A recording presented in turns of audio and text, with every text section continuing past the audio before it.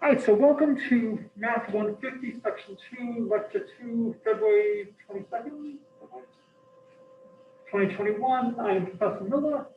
I will try to wear a mask like this so that it seems like it's a real class with interactions. If you cannot hear me, just let me know. If it is hard to hear at home, let me know.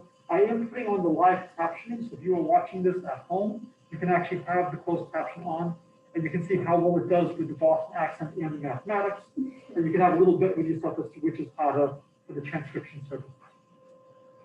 All right, so we're doing vectors today. And we start off with a lot of definitions, and there's a lot of notations. And the purpose of notation is to make things easy. So you want to be able to quickly look at something and get a sense of what is going on. If notation is good, it will do that. So we use bold R to represent the real numbers. Now, I have a colleague who contributed a chapter to a book that I edited, and he was adamant that I not use the R like this or the C like this for his chapter. Because we only do that when we're writing on a board, because we can't do bold R because it would be, and then of course you have the erasing it, and so on a blackboard, it makes sense that we're going to adjust notation a little bit. But in the textbook, there's no need to do that. You can just use a bold R. And he says, I want to make sure that when you publish my chapter, it's done this way. So R would be the real numbers, Rn would be the n equals, n times. And so in this class, we'll often do 1, 2, and 3 dimensions. So if I give you a vector V, a vector V in R3 will have 3 components. Do I have to put an arrow over it?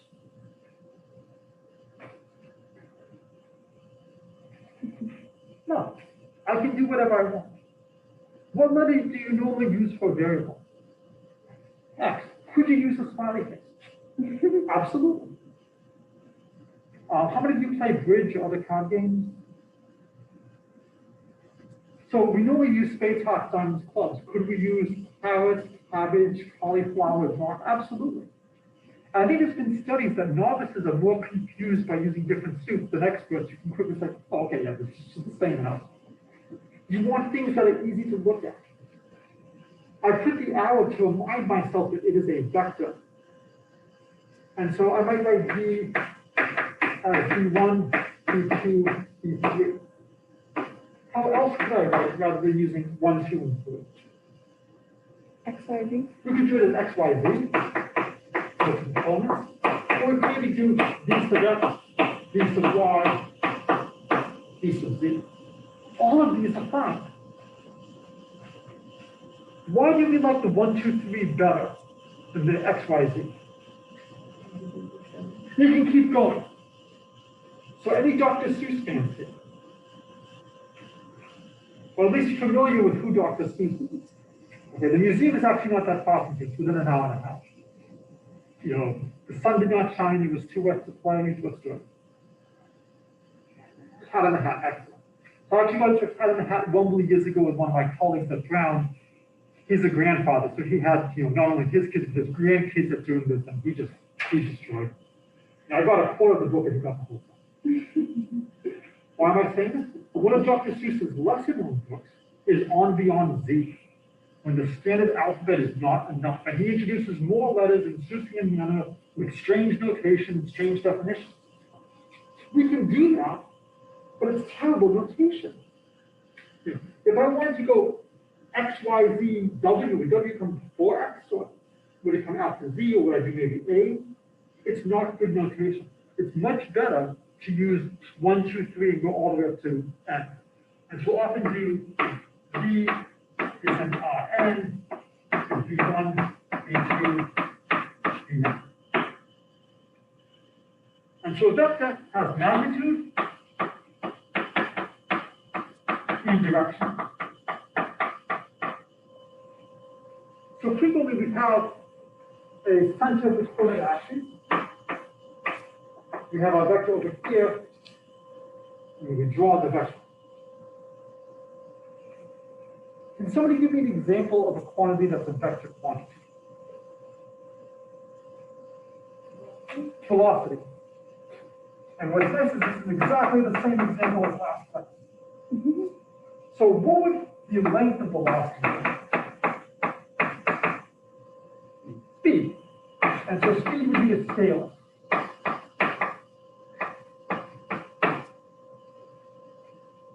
Okay. Do you like using the absolute value notation on a vector to denote its magnitude?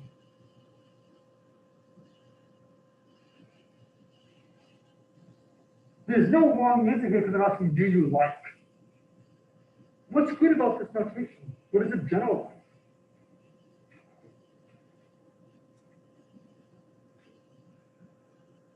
So where have you seen notation like this before? Absolute value. You know, if I give you the absolute value of -3, it's just 3. And in a shocking move, imagine I give you the vector 3, 4, carefully chosen, so it's the 3, 4, 5 right triangle. The length of the vector v, the vector 3, 4, is the square root of 3 squared plus 4 squared. And so we can calculate the length very easily by using the Pythagorean theorem. It's not bad notation. It generalizes the notion of magnitude. It's the length of the vector. Sometimes people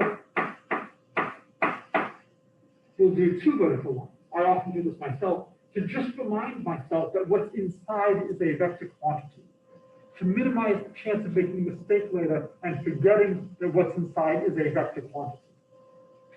It's not wrong to use just one vertical line, but I sometimes like to do this to just really drive home the point. Notation is not always what you would expect or hope. Does anybody know what the cosecant of theta is?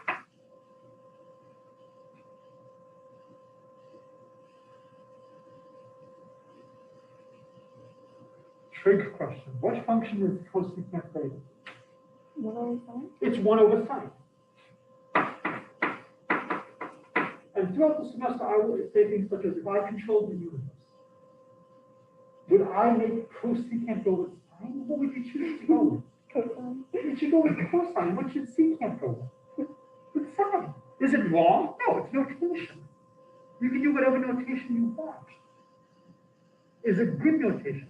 Hopefully there's a logical reason as to why cosecant is associated with 1 over sine. But you want to think about what notation are you choosing? What does it do? What does it highlight? So I'll do something here that I did not do in section 1. 2 of my friends dropped out of college for a year or 2 to help the amazing James Randy set up his institute to debunk psychics. And it was just an absolutely amazing experience. And you want to talk about ways to mislead. This is the opposite of good notation. A good magician will get you to look at the wrong thing. And so I am happy to have some conversations maybe when we have a technical failure or before or after class about stuff like that. As a professor, my goal is not to misdirect. But you want to think about what notation you're using. When we get to spherical coordinates, I actually learned this stuff first from the physicists. They have a different notation than the mathematicians in terms of how they do things. It's not a big deal, but they change which way they call which angle. And you just have to be careful when you go from one place to another. Okay. So there's lots of different notations you can do. So if you get the next question wrong, you will fail this class. And the hint is I am a Red Sox fan. What one thing do I have to admit part of New York City does better than Boston? And if you say the wrong thing now, there's one thing that will guarantee you enough. What do I have to say is Bostonians in New York does well, at least part of New York City? The grid system, right? Now, if you look at the grid system in Manhattan, that's a natural coordinate system. It's begging you, please, find yourself this way.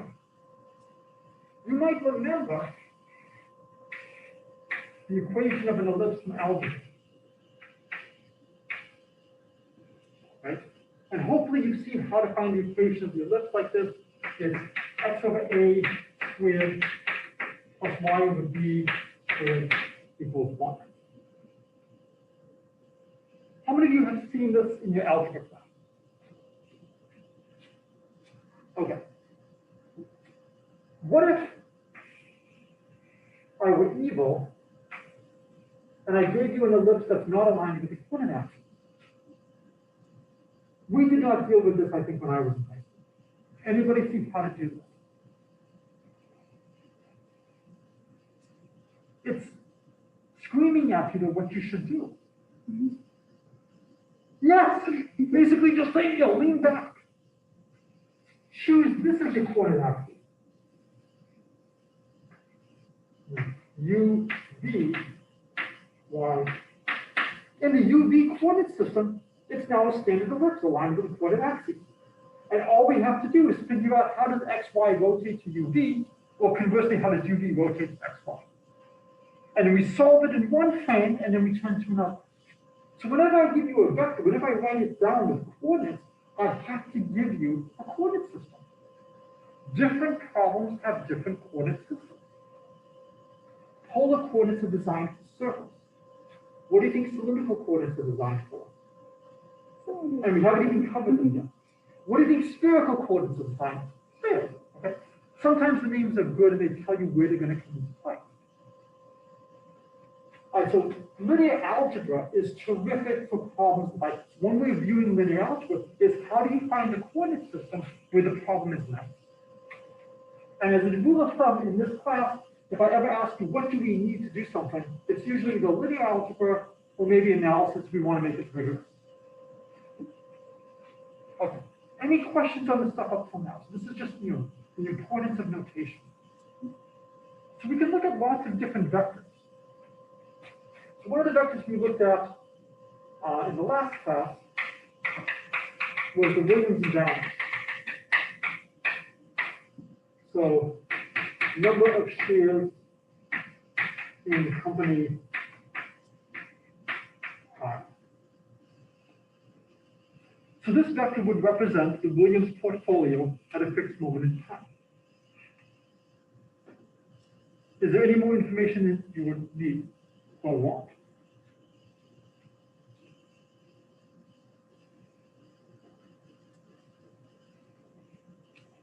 So I've told you how much shares Williams has in each company, and I've told you what the companies are. What else would you like to know? How much is it for? How big is the share? So we can have maybe the price vector, P1, P2, Pn, cost per share. What might we do now?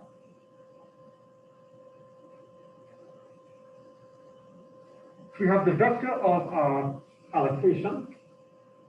We have the price of each component. What could we compute from this? Yeah, so what would the dot product be? What would it represent? C1, P1, plus Cn, Pn, or the sum that goes from 1 to n of Ck, Pk. What would that represent? Yeah, the size of the damage. That's the worth. This is V dot P, and this would be the worth of the Williams and Downs. Can I call up the provost and say, it would be really helpful for my class if Williams divested from everything? Would Williams be able to get full market value if it divested from everything? It's an interesting question as to, for the individual, our portfolios are probably small enough that we can divest without really affecting the market and affecting how much we can sell things for. For a big institution like Williams, I'm not sure if they try to sell everything all at once, if they could actually keep the price, or if the price could actually change if that much was being sold. But this is a nice example of a dot product and why you might care about it other than just finding an angle. So the dot product is more than just finding an angle. Right. Any questions on the stuff up till now? Okay, so one of the other things that I was asked to talk about in the first class was some chemistry. So out of curiosity, how many people have taken chemistry? High school counts. Okay, physics.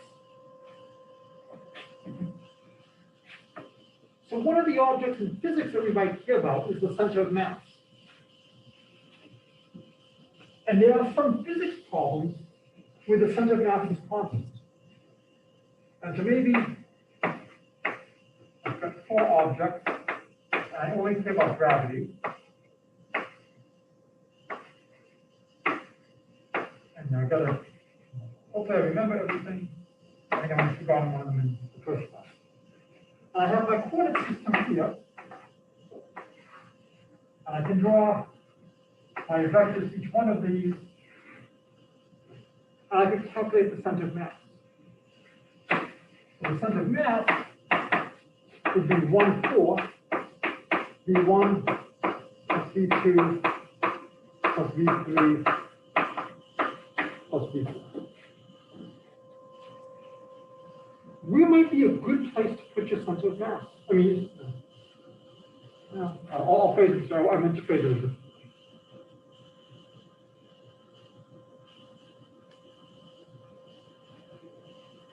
Where would it be nice if the center of mass was located? In the center, at the origin. Or conversely, where do you want to choose the origin of your coordinate system? Maybe at the center of mass. So for some problems, you often have freedom in terms of where you choose things. This is similar to the ellipse. And depending on what you choose, you can make the algebra easier or harder.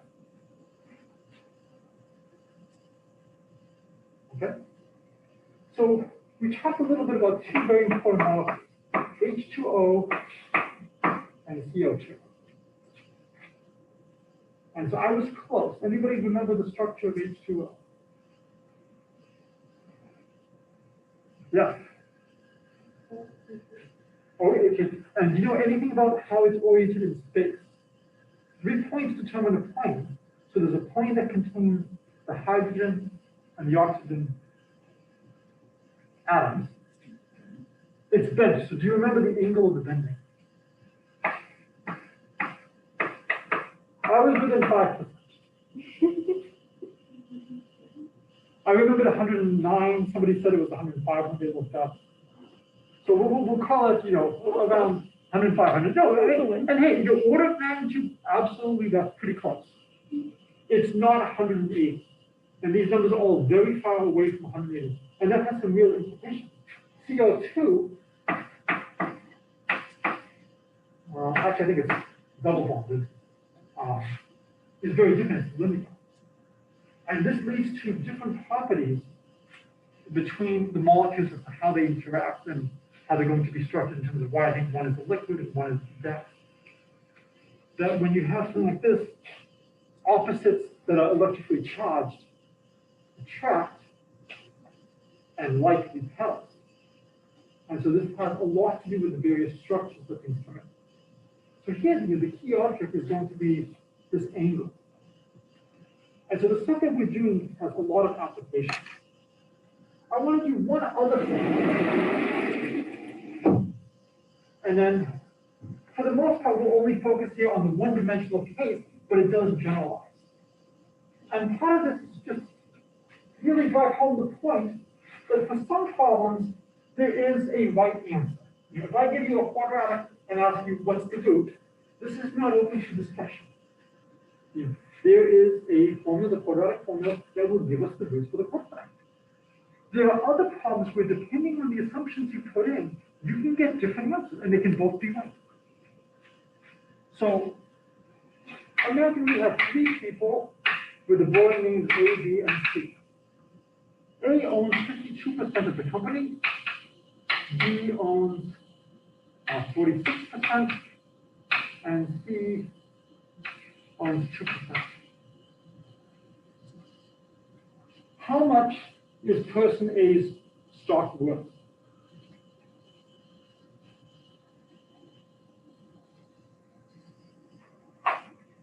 Point back to X. So it's worth 52% of the company. So my father used to be in high tech, and he hated the field, he hated the hours, he hated not being his own boss. He became a business broker. And one thing he did is he helped evaluate businesses and help people buy and sell businesses. I remember he gave me this problem years ago. And one answer is 52%, but there is another answer that is defensible. As to how much that 52% is worth of the company. The whole thing? The whole thing. Why is it worth the whole thing? Yeah, because he has majority shares, so he has majority control of the company. Right. Let's take a vote on how to divide profits this year. I vote we give all of the profits to A. All in favor. A says aye. All opposed. B and C say nay. The ayes have it. So how much is that 2% worth? How much is that 46% worth? You could look at it as those 46 and 2% are worth nothing. I think that's extreme because, if A dies, naturally or otherwise, those shares could then be distributed, and now all of a sudden, if those 52% are broken up into different blocks, then that 46 could become very powerful. I will do a lot of science fiction references. If you've ever read the sequel to The Moat in God's Eye, there's a great situation like that. There's another one by Heinlein. He has slightly different numbers in this, but it's essentially the same. Where, imagine, it's 48%, okay, how much is A's shares worth? They only went down 4% from what A had before. Before A was worth 100%. How much is A worth now?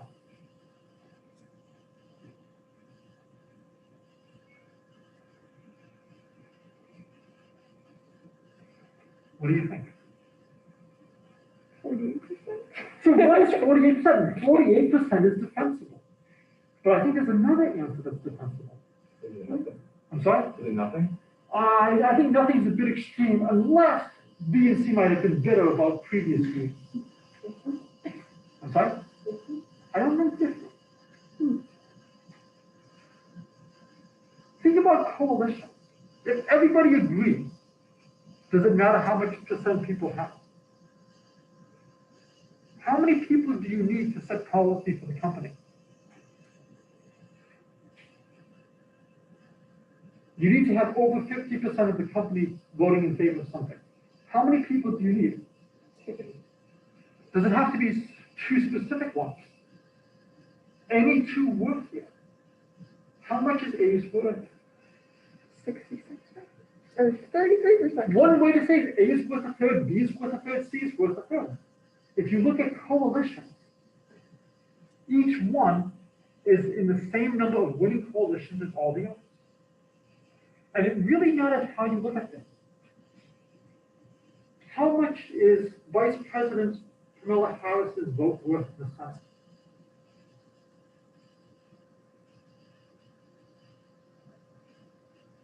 Sorry? You could say it's one vote, but how valuable is that vote? When does the Vice President vote in the Senate? When there's a tie. So when the Vice President votes, how valuable is the Vice President's vote? Okay, let's be more than, this was the same section was very, very, let's be more, this is the maximum, let's be precise. How valuable?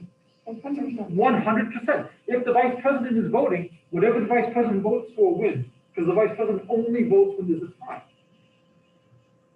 So you can ask, in general, how much are votes worth? Well, if people only vote with their party, then your vote is worth either a huge amount, because you're a part of your party's caucus, so you can control what happens, or it's worth nothing, because it's being completely ignored. Or it might be an issue where there is bipartisan support or opposition, and it actually does matter. This can be generalized, and you can look at people who have many companies that they're involved in, or many different things, and trying to figure out, what value do you assign to them. This leads into voting theory. There's a lot of great stuff that's done. A lot of this is done in terms of counting coalitions. The European Union is trying to figure figure out how much power to give different countries is a great example. I serve on a regional school committee. I'm happy to talk about some of those issues. In one of the districts near us a few years ago, they were trying to decide whether or not to close the elementary school in one of the two member towns. There are 7 members, 3 from one town, 4 from the other. All 3 from the town that had the elementary school voted against closing. All 4 from the other town voted for closing. I'm going to get some of the details wrong, but a lot of times you have requirements that when you pass something, you have to have one person from each town in favor. It cannot be done on a strict town vote. And so I believe they were able to vote to close the school on a 4-3 vote, but the budget then failed because the budget did not have support from both towns. And so there's lots of interesting calculations that you can do with stuff like this. This is done very well in the Heinlein story, Endurance is something. Okay, so this was the stuff that I wanted to cover. We still have plenty of time for things that you want to do. And if there's no questions from class, you're always welcome to leave. But what I will do is I will review calculus in fun and entertaining ways. So rather than just saying, and now let's practice differentiation, which you should know, I will try to come up with a way of, let's use this to try to learn something new, while at the same time reviewing differentiation, which I know it's been a while for some of you since you've done. So is there any other material that's related to what we were supposed to do today?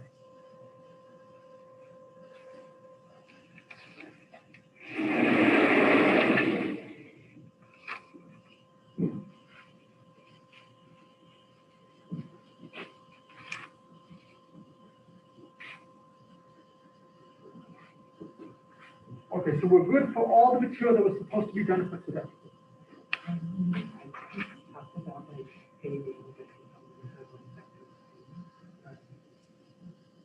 Can you say that again? Can you talk about I guess maybe like a component? Can you give me more details? Oh yeah, if you have that, that'd be great to see.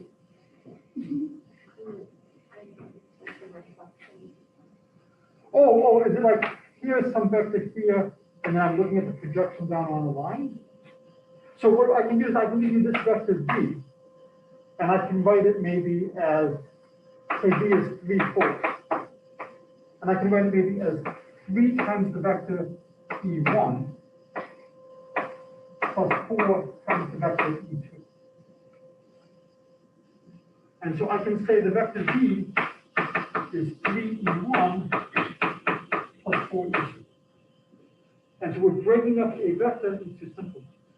Why would you need to use like E1 and E2? Aren't they the same? No, E1 is the unit vector in the X direction. E2 is the unit vector in the Y direction. And sometimes we use I hat, J hat, and K hat. Why do we like E1, E2, E3 better? Because it can go on. It can go on and on and on. Also, what comes after K? L. What's bad about L? Looks like a It 1. looks like a 1. So you should always do your L's like this.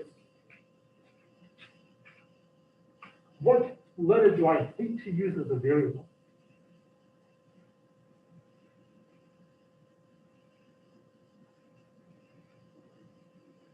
X. No, I love that. X is not. X is not going to be distinguished. X can be distinguished from a number. What variable, if you have God handwriting, can look like a number? S. Right? This is the advantage of having, typewriting. But, an S and a 5 can look very similar. I will try to avoid S. So again, it's thinking about notation. And so, because most of the time we look at things in 1, 2, or 3 dimensions, using X, Y, Z, I, J, K is not so bad. If you try to go into the n-dimensional space, it's nice to go a little bit further and have E1, E2, E3, and so on. Okay. So again, this is taking a complicated vector and trying to break it down into simple ones. And here we're breaking it into our motion in the X direction and the motion in the y direction. Does that answer the question?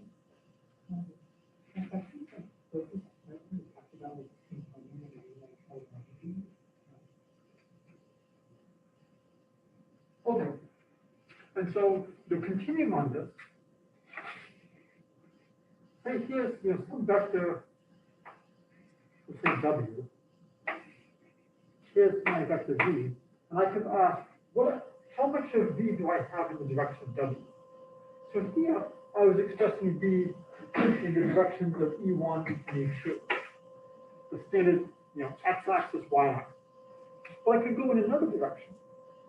And if this is theta, well, we draw the perpendicular, and by trigonometry, the cosine of theta is adjacent over hypotenuse. So this length here, the length, is the length of V times the cosine of theta. So this vector here would be the length of V cosine theta times W. So this gives me how much in the direction of W do I have? Or doesn't?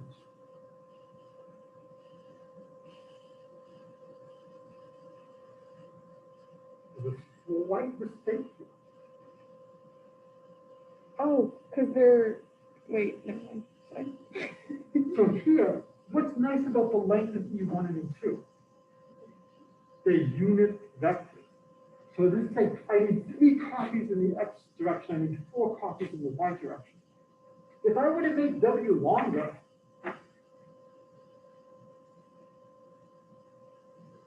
if I double the length of W, I've now changed what this is over here. That shouldn't be the case. That vector should be independent. What I really want to do is I want to divide this by the length of W. And if I take W divided by the length of W, that's a unit vector in the direction of W, and then this is how many copies I need.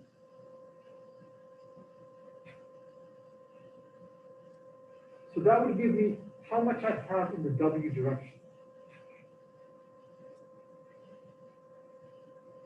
You're welcome. Any other questions? Yes. You explained in one of the videos that we're supposed to cosine what is it called?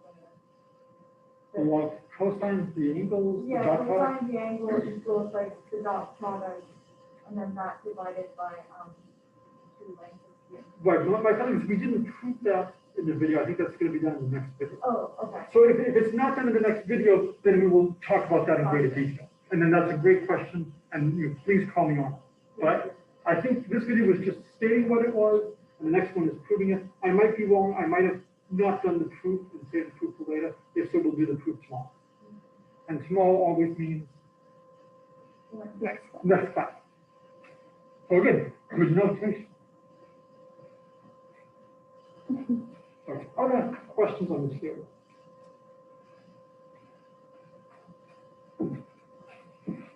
Okay, so I want to use the last bit of time to review a good concept from calculus. So we all agree, I think, that if we could control the universe, we would not have cosine go with secant, right? How would you, if you could decide the rules of calculus, what would the derivative of a product be? What would the derivative of f of x times g of x be? The product of the component? The product of the derivatives. It would be f prime g prime. What would the derivative of a quotient be? F prime over g prime, the quotient of the derivatives. Wouldn't that be a lot easier to remember and learn as a calculus student than this f prime g plus f g prime, or even worse, f prime g minus f g prime over g squared? So, not going to happen, right? There are reasons why the product rule is as it is. But if a of x is f of x, g of x, a prime of x is f prime of x, g of x, plus f of x, g prime of x. And in fact, we talked in the first section about how you might want to write it as fg prime plus f prime g. Does it matter which order we write things? No. The proof I'm going to, or the heuristic I'm going to give you actually shows that the other order might be a little bit better. We normally write the derivative of f first. And when you get to the quotient rule, it's good to do it that way because that way you don't have the negative sign plus. I could prove this to you. I'm not going to. I'm going to do something even more valuable. I'm going to show you why it's reasonable. And the goal is to get you to the point where when you need to do your own stuff, you can get an idea of what should you conjecture. What do you think might be true? Now to do this, I need a function, f, another function g, where I know both of their derivatives and I know the derivative of their product. I'm going to use that to build up intuition. To prove the derivative, it's actually just using one of the most powerful techniques in math. It's the technique of doing nothing. There are two ways we can do nothing in math. How can you do nothing? Add zero. And what else could you do that's also doing nothing? Multiply by 1. And one of my professors at Yale, P. Jones, said, actually, the log of 1 is 0, so there's only one way of doing nothing. And the proof of this involves often adding and subtracting things that cancel out and regrouping terms. And we will talk a lot about good ways to do algebra. So I need a function that I can differentiate easily. Anybody know a good function? X. Anybody know another good function? X squared, another good function. 2x. Yeah, I don't want to do 2x, but we do x squared. X cubed. And so more generally, which I take for f of x?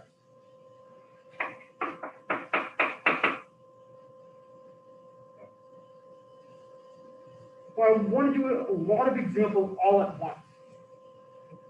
X to the n, and which I think is g of x.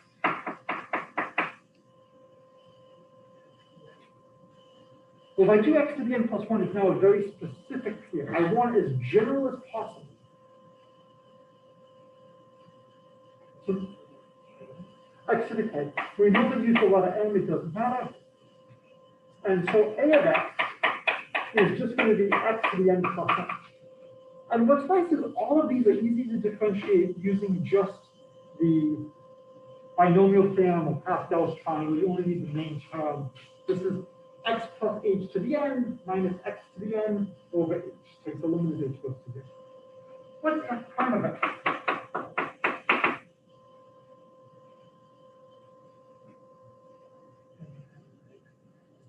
Yep.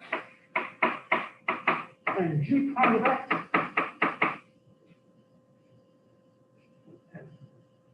m times x to the n minus 1, I should probably do something.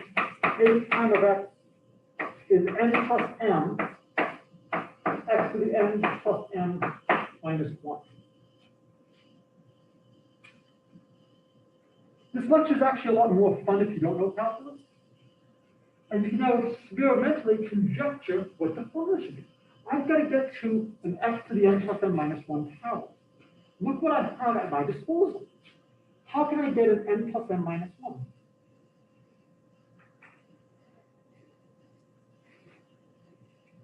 And we talked about how I can get an x to the n plus m minus 1.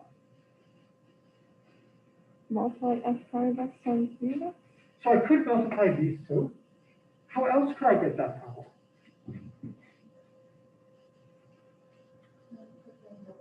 Multiply by the other two. And now you can see why some people might say, hey, do fg prime plus f prime g. And notice if we do that, we're going to get m x to the n plus m minus 1 plus n x to the n plus m minus 1 is n plus m x to the n plus m minus 1. Is this a proof?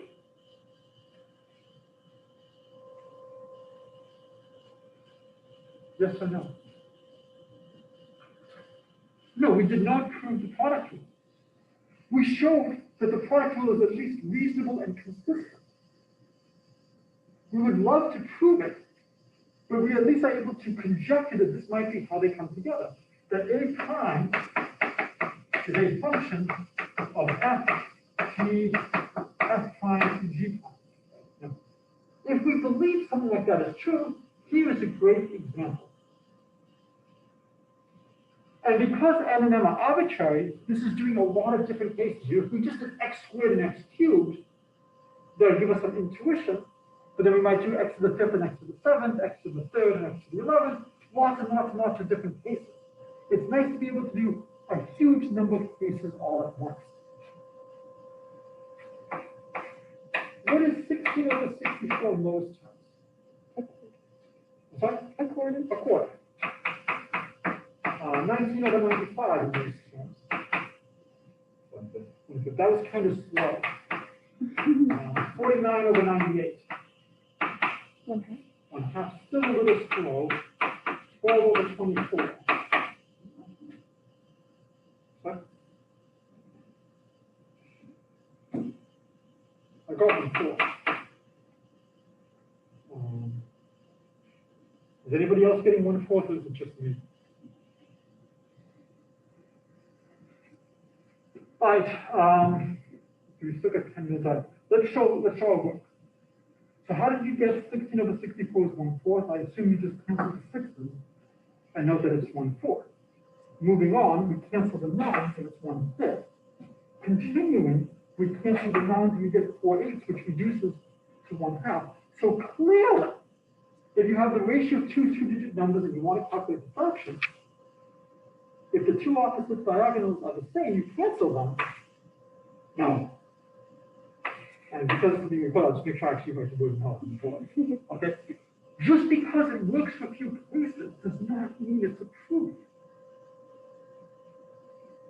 As an aside, speaking of notation, anybody know what that bar is called between the numerator and the denominator? It does have a name. I have degrees in mathematics. I forget the name. I did see it when my kids were doing their algebra class, and they actually even gave it a name. Notation is valuable, but we really don't need the notation for that. Let's try to think of another test we can do for the product rule. The more tests we have, the more confidence we have. It's never full confidence unless you do every single case. But we need functions where we can differentiate not just the function, but also the product of the function. So what other functions do you know derivatives of?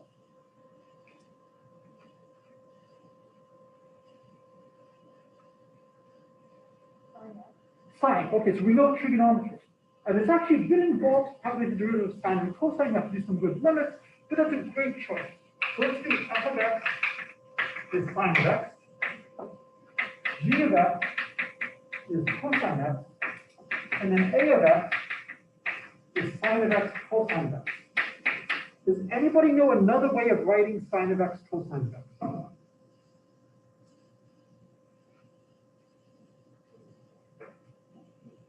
I'm sorry? Beautiful. This is the same as 1/2 2 sine x cosine of x. I'm multiplying by 1. And now 2 sine x cosine of x is 1/2 sine 2x. Now you might say, hey, Professor Miller, you're cheating. You need to use the chain rule to take the derivative of sine of 2x.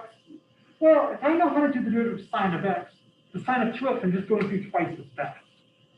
And I can actually just go through and I can repeat the calculation, and I can avoid, this is a very special case of the chain rule that I can prove without any trouble. What's the derivative of sine? It's cosine. And what's the derivative of cosine? Negative sine. Negative sine.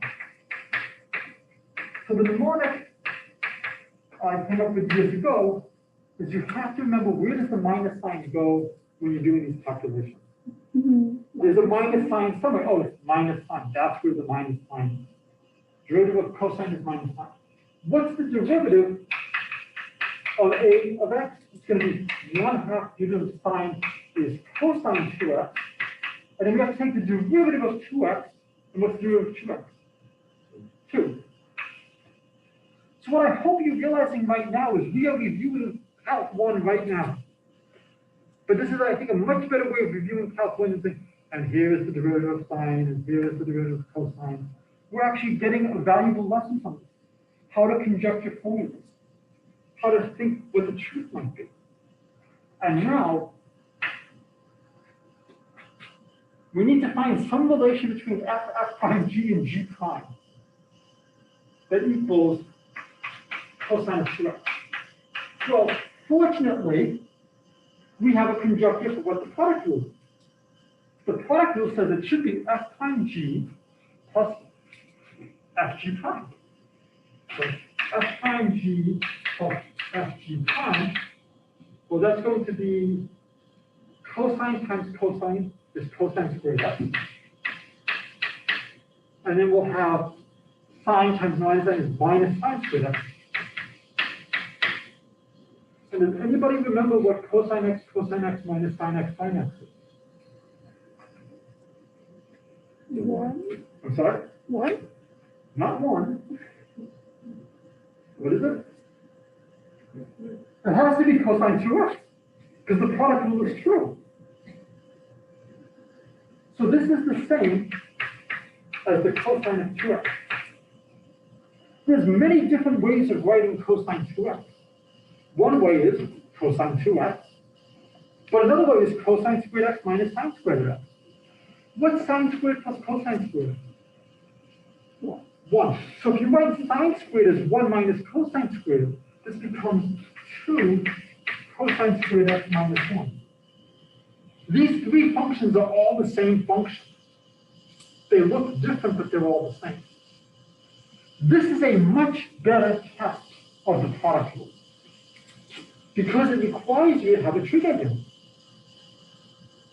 What trig identity? We need to have the Engel addition formula. So later in the semester, I will show you how to prove all the trig identities in less than a minute by using the exponential function. What I will do now is I will sketch the proof you should have seen in high school years ago. So hopefully you've taken some trigonometry in high school, and hopefully they've shown you why these things are true, and God gives you the Moses method of mathematics, where he comes down from Mount Sinai, and here are these laws from trigonometry, and thou shalt obey them. And hopefully you've got proofs as to why these are true. So let's consider unit circles.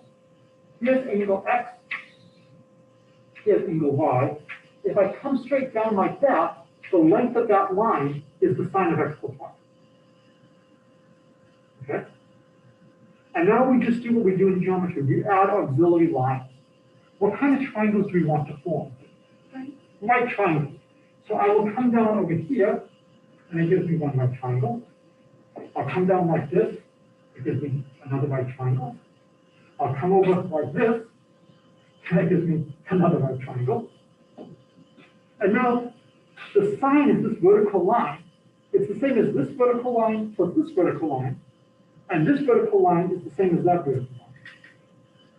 Let's start writing down angles. If this is angle x, what's this angle over here? 90 minus x. 90 minus x.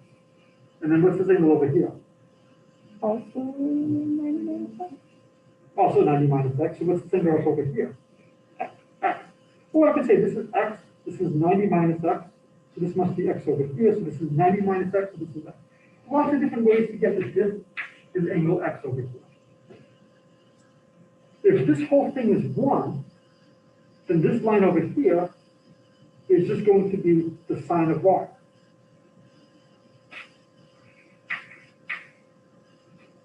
That's the hypotenuse of this triangle over here. So this thing over here, the cosine of x is adjacent divided by hypotenuse. So this length here is the hypotenuse times the sine, times the cosine of x. So this first part over here is just sine of y cosine of x. Let's look at this length over here, which is the same as this over here. I want the hypotenuse here.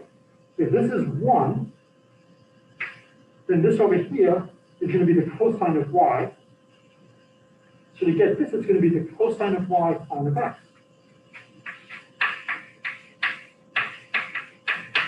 And there is your formula for the sine of x plus y.